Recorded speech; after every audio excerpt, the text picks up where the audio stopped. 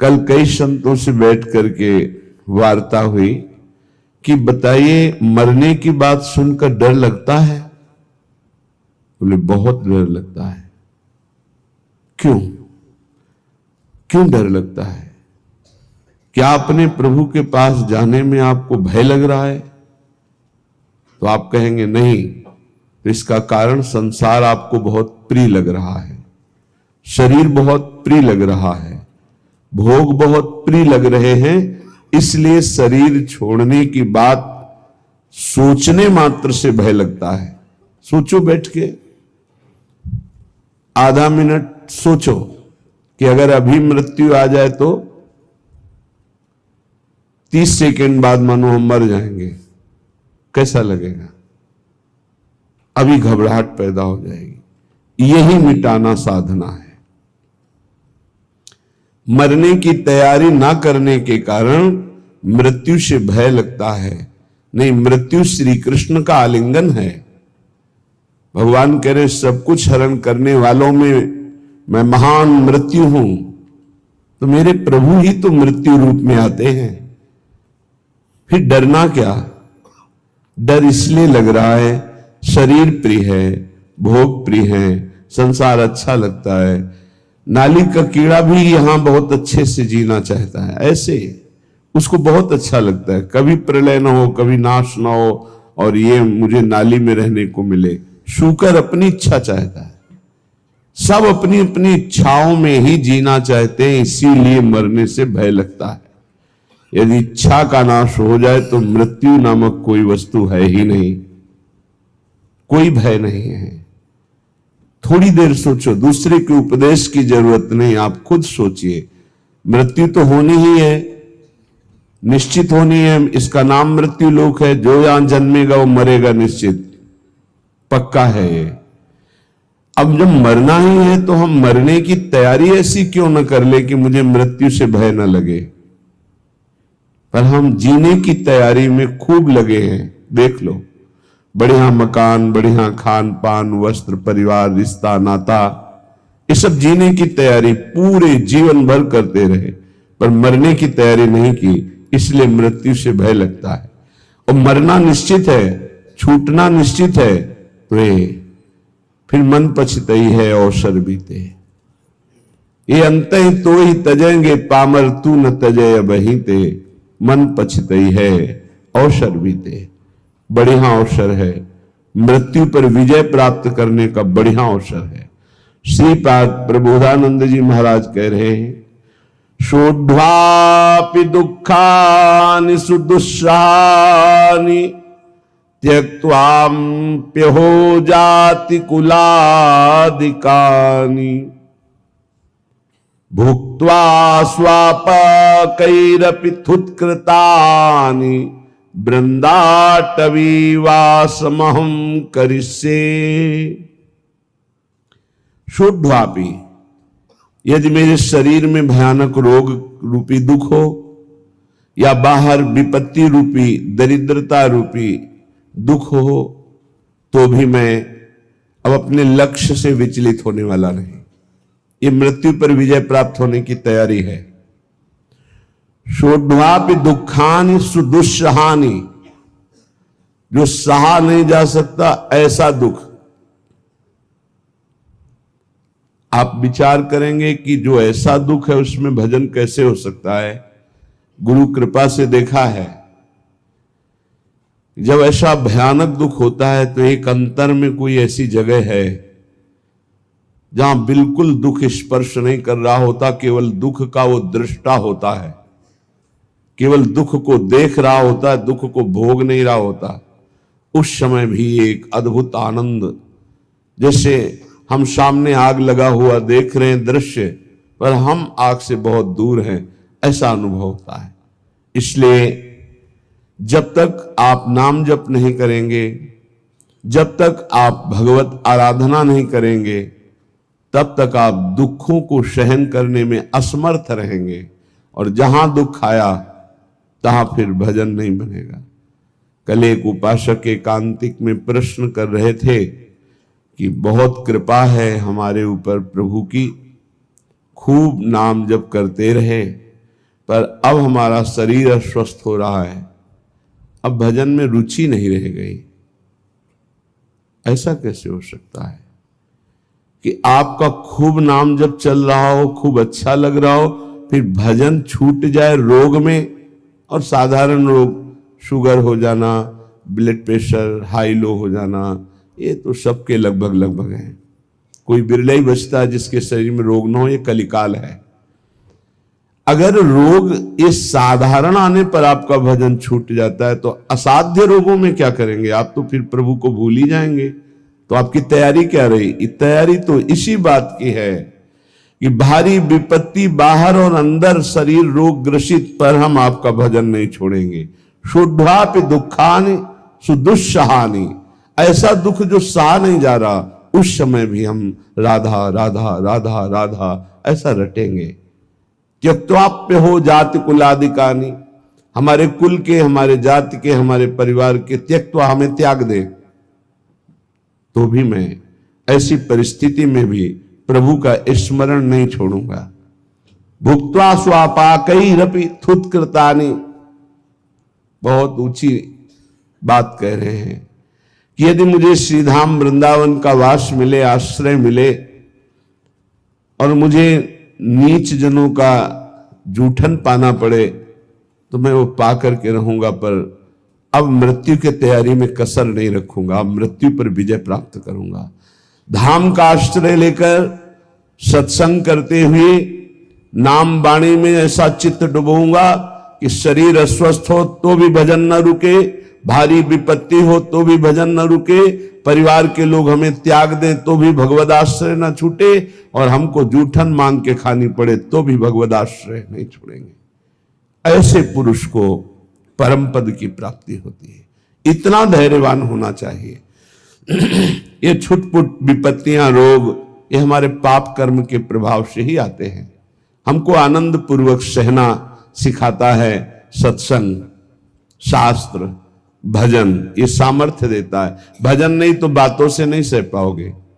इसीलिए यावत स्वस्थमिदं कलेवरम यावत च दूरे जरा, जब तक आपका स्वास्थ्य ठीक है, वृद्धावस्था दूर है, तब तक भजन कर लो। ऐसा अभ्यास कर लो कि किसी भी स्थिति में भजन न छूटे। घर छोड़ने के पहले गुप्त रूप से 4-4 दिन, 5-5 दिन भोजन का त्याग करने का अभ्यास गुप्त रूप से किया, क्योंकि हमको बाहर मिले ना मिले तो हम कैसे रह पाएंगे। पहले तैयारी की जाती है। एक एक को मृत देखा, एक एक को मृत देखा, मां को, परिवार को, सबको। जब अंदर आ गया कि सब ये शरीर मृत हैं, और अंदर ही आ गया कि कई दिन भोजन न मिलने पर भी मैं भजन अपना नहीं छोड़ पाऊंगा, नित्य निरंतर भजन करते हुए मैं बाहर परिवार से, भोजन से, सबसे विलग होकर के भी जी लूंगा।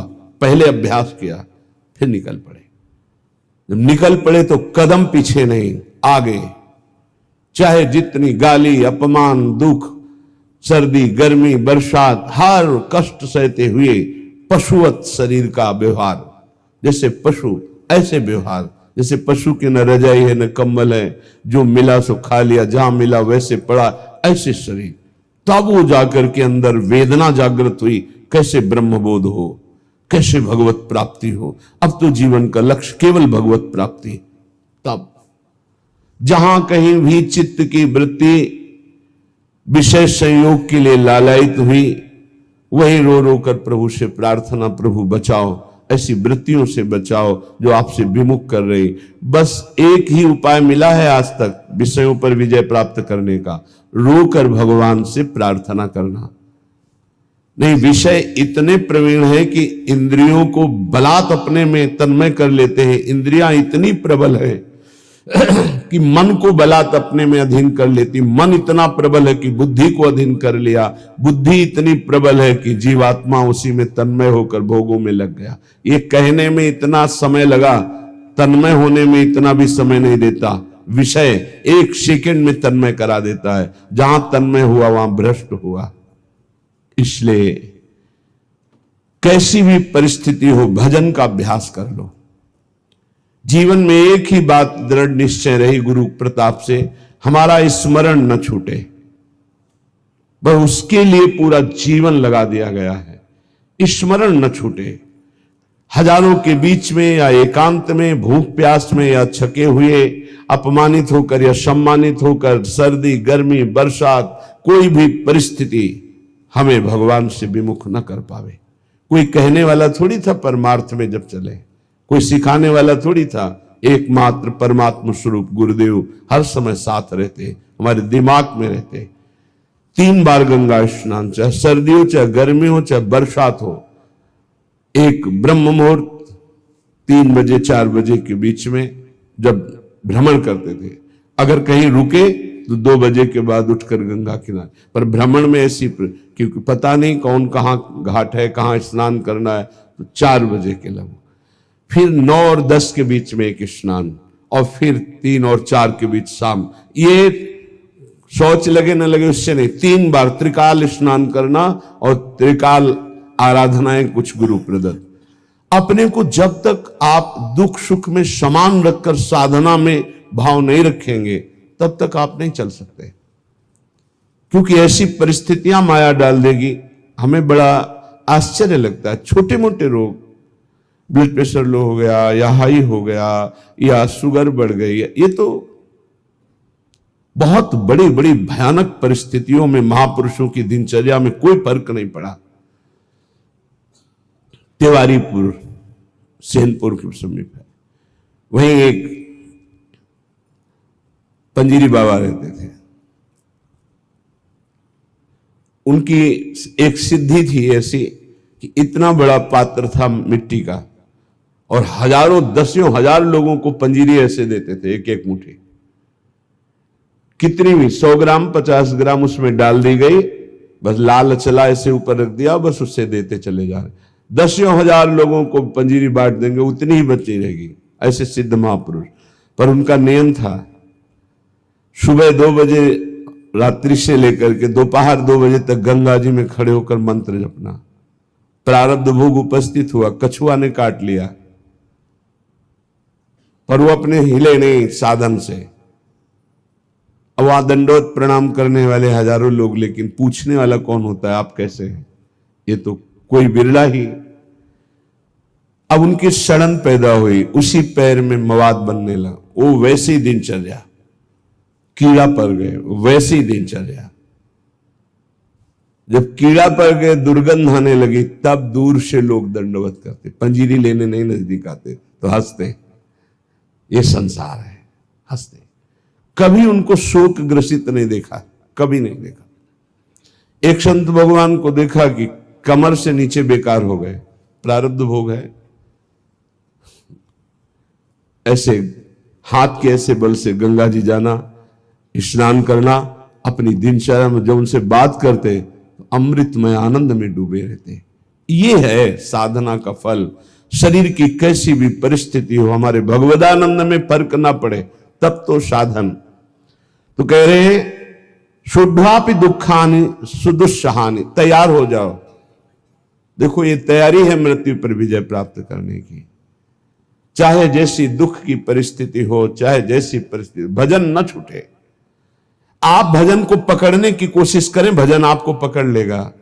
जिस दिन भजन पकड़ लेगा, उस दिन छूटेगा ही नहीं, रात दिन गूंजता रहता है। कैसी उसको आनंद की अनुभूति होती होगी, जिसका निरंतर मंत्र चलता है, नाम चलता है। तो नाहम गमिष्यामि सताम समीपतो, वृंदावन छोड़कर, वृंदावन के रसिकों को छोड़कर मैं किसी भी महापुरुष का संग नहीं करूंगा। नाहम गमिष्यामि सताम समीपतो, जो प्रिया प्रीतम के प्रेम रस से अनविज्ञ हैं, उस रस के ज्ञाता नहीं है, मैं उनका सत्संग नहीं करूंगा, और ना ही करना चाहिए। क्यों? क्योंकि हमारे भाव को पुष्टता मिलेगी, इष्ट मिले और मन मिले, और मिले भजन रस रीति।